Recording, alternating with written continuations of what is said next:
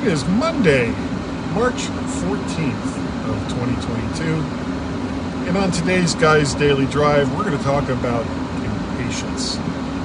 Maybe. Unless you rush me, then we won't talk about nothing. Bam!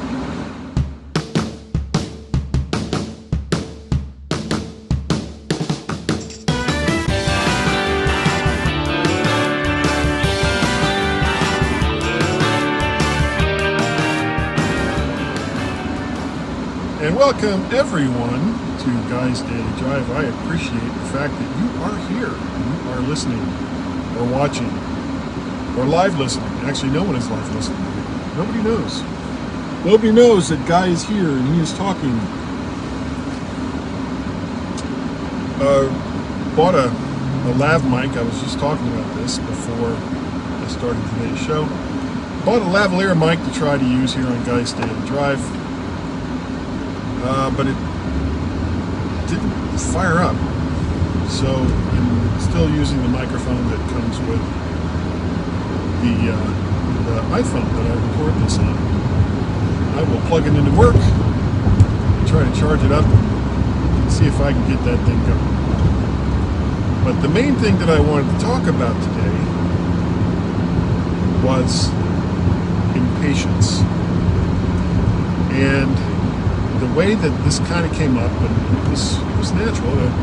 And again, you guys can write to me and send me tweets and all the rest of that and give me ideas for things that you want me to talk about here on Guy's Daily Drive, and I will certainly consider them. Some topics I'm not going to be interested in going on about, but I'm pretty open to all kinds of stuff.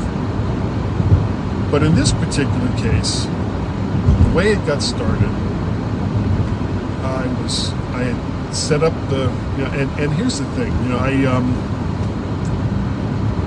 I don't drive and set up the phone and all the rest of that. I sit in my driveway and bring up Facebook Live and do the adjustment that I do so that the camera isn't reversed, which always drives me crazy when I see people on Facebook Live doing that. It's like it takes 10 seconds to fix that so that everything you see isn't backwards.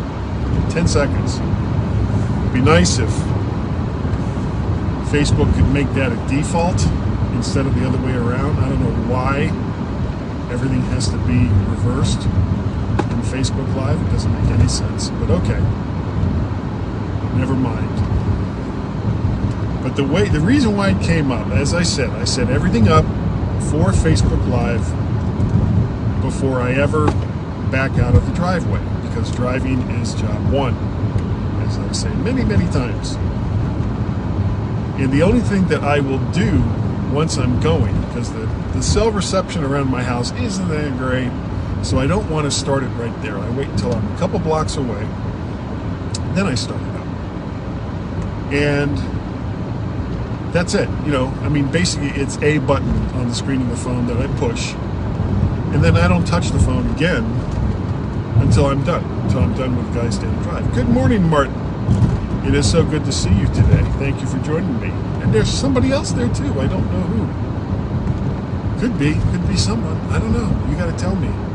But as I was going down the street, I did my usual through the neighborhoods, avoid, be careful of the kids that are on their way to school, because they don't pay any attention to me, because apparently their parents have never taught them that getting hit by a car is going to hurt, so they do all kinds of stupid things. So you have to look out for them, so I do. But when I was coming down, I left the neighborhood and I got on this, not the main road, I'm on the main road now, but the side main road.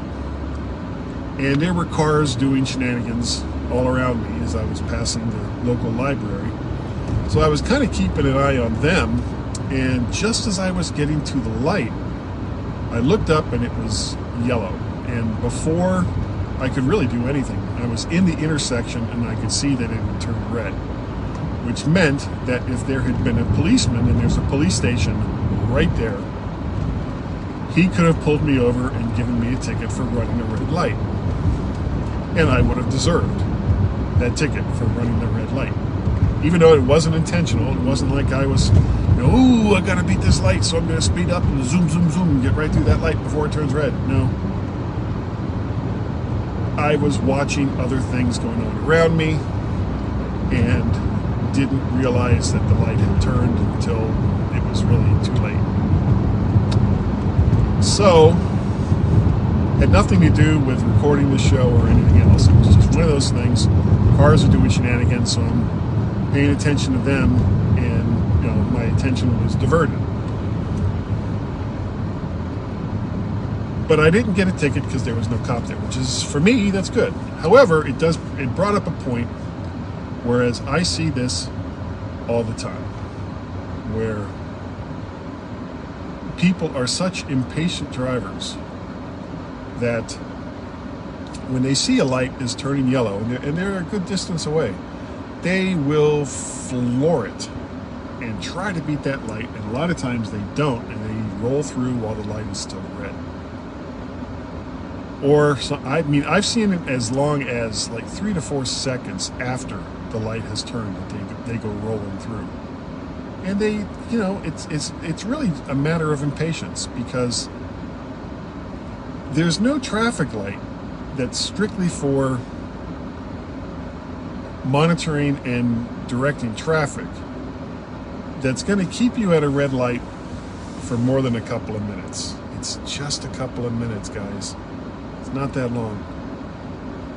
But people being people, their lives and what they want to do is so important that they're not gonna let a simple red light stop them. And part of the reason why this came to mind as well is, as I have said, I grew up in South Florida, and there is a new train service in South Florida called Brightline. Now, there's the same railroad tracks are used for a number of different things. The main being now, anyway, is freight. There's a lot of freight that rolls through South Florida on this train line. And that's why when I was talking about red lights, that I said red lights specifically for dealing with traffic, because train crossings are a completely different thing. Train crossings, when they light up, that you could be there for a while. And it wasn't that long ago when Tracy and I were down in North Carolina that there was a stopped freight train between us. I mean, literally, we were less than a quarter mile from the hotel we were staying at, but we couldn't get through because the freight train was stopped.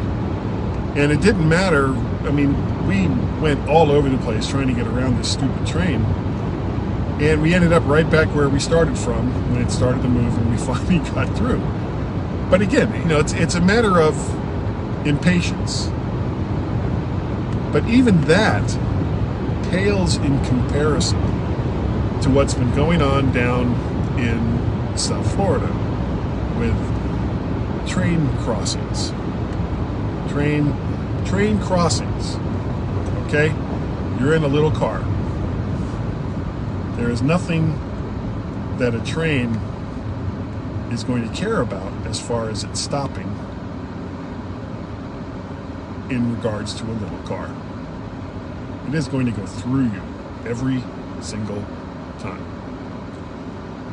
So, besides freight, on these same railroad tracks, there's also what's called the Tri-County, I think it's the Tri-County Rail, which goes between Palm Beach, Broward, and Dade counties. It's a commuter train. So if you live anywhere near any of the stops of the Tri-County Rail, you don't have to drive from Palm Beach down to Dade County or whatever. You can just take the train and get to where it is you want to go.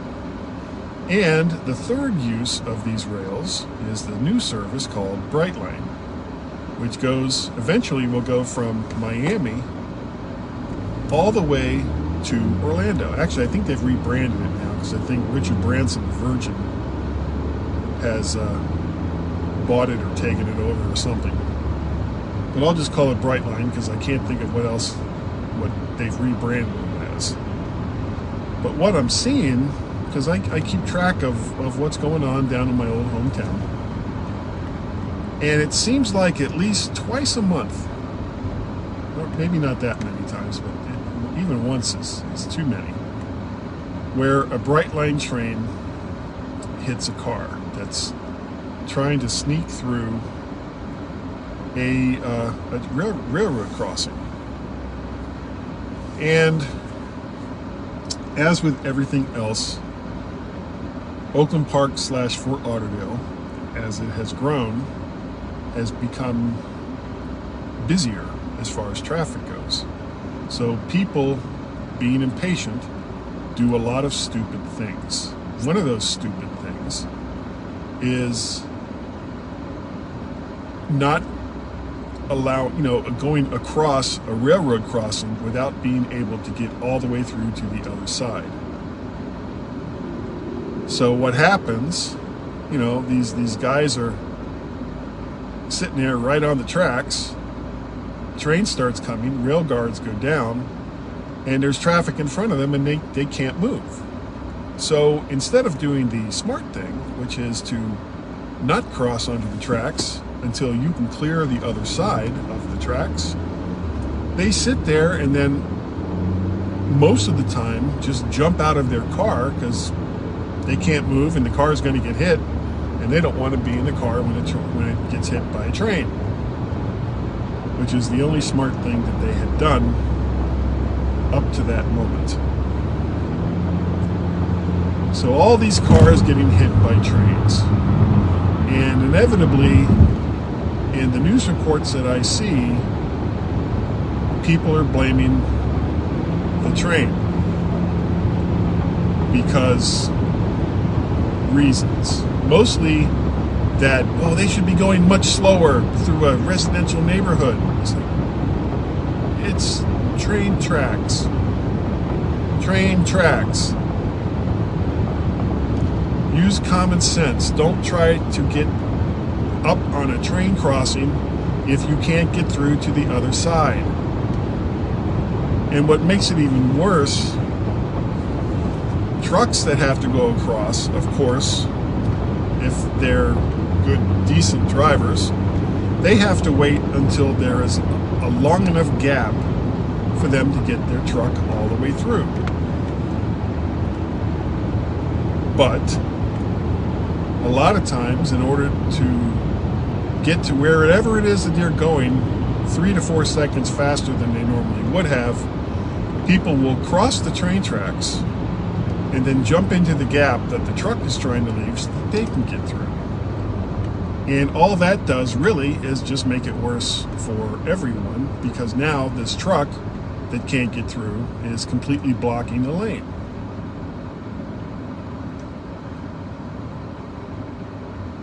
So people being impatient. And a lot of it is probably because of the lifestyle that so many people want to have, which is, the fast-paced, do this, do that, get to the next spot. I want to get there before everyone else. I got to do something before everyone else. You're in my way. Get out of my way. You see it on the highways.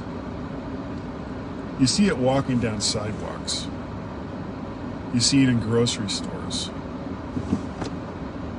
And you see it in cars trying to cross train tracks without having enough room to get to the other side before a train comes.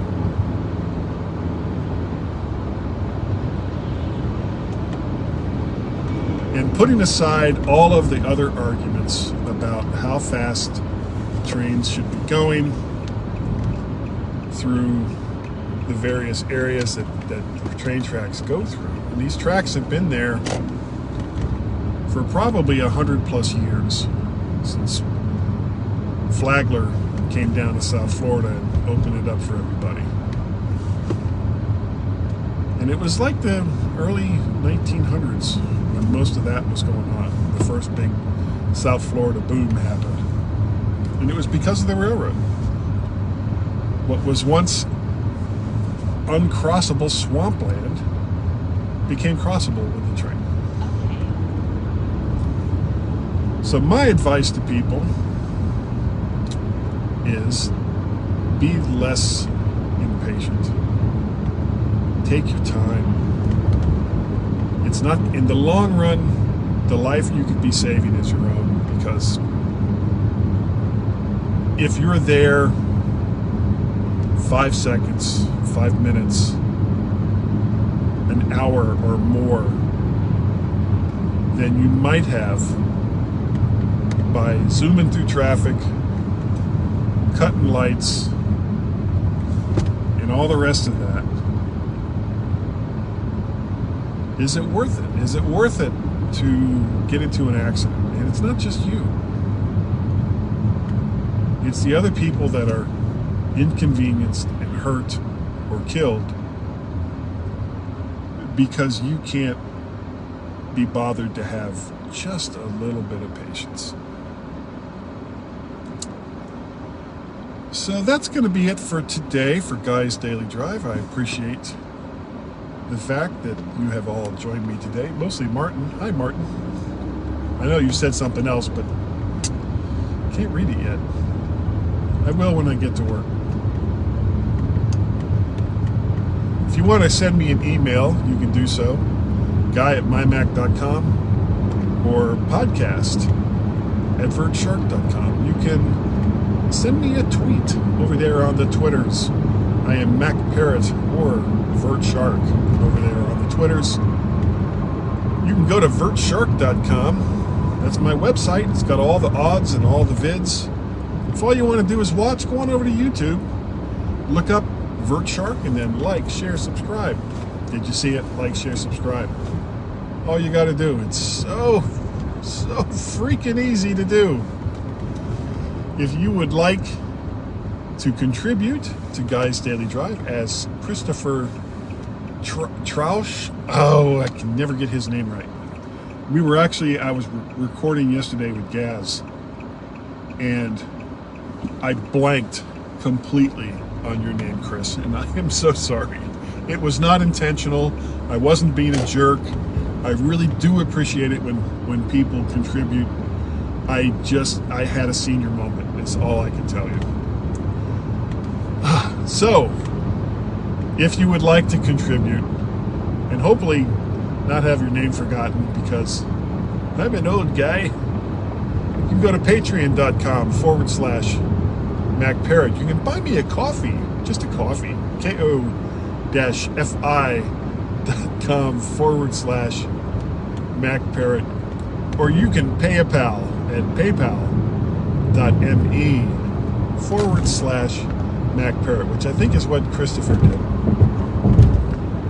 And it's like the third or fourth time that he's done it, and I greatly appreciate it, Chris.